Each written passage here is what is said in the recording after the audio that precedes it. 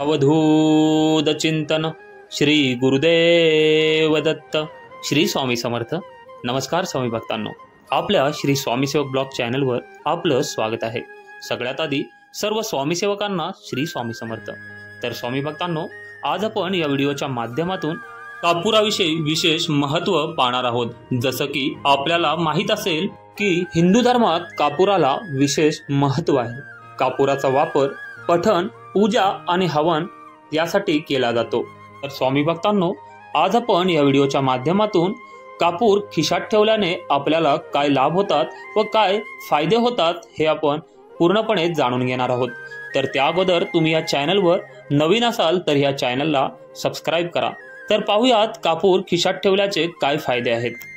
कापूर हे सकारात्मकतेचे प्रतीक आहे, त्यामुळे सायंकाळी घरात कापूर जाळला जातो. कापूर जाळण्यासह तो खिशात ठेवणे देखील फायदेशीर ठरते. कापुराचा तुकडा नेहमी खिशात ठेवल्याने नकारात्मक ऊर्जा व्यक्तीपासून दूर राहते.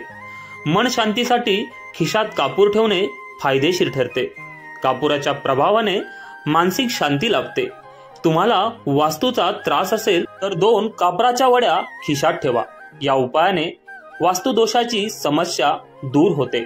तुमच्या वैवाहिक जीवनात तणाव निर्माण झाला असेल तर खिशात कापूर ठेवावा. या उपायाने लाभ होतो. कापूर खिशात ठेवल्याने लक्ष्मी कृपा होते, धनलाभ होतो. कापूर रुमालात बांधून मग खिशात ठेवावा.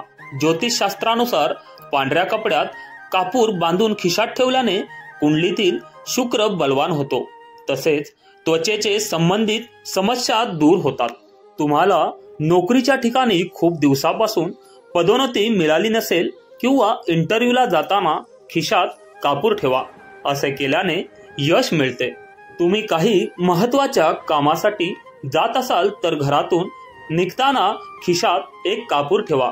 यामुळे कामात यश मिळेल. एखाद्याची वाईट नजर तुमच्यावर पडली तर त्याचा तुमच्या आयुष्यावर आणि आरोग्यावर नकारात्मक परिणाम होतो. हा नकारात्मक प्रभाव दूर करण्यासाठी कापूर प्रभावी ठरतो. तर हे होते काही कापराविषयीचे महत्त्वाचे फायदे. तर स्वामी भक्तांनो, आजची जर ही व्हिडिओ तुम्हाला आवडली असेल तर कमेंटमध्ये श्री स्वामी समर्थ लिहायला विसरू नका आणि आपल्या चॅनलला सबस्क्राईब करा. श्री स्वामी समर्थ.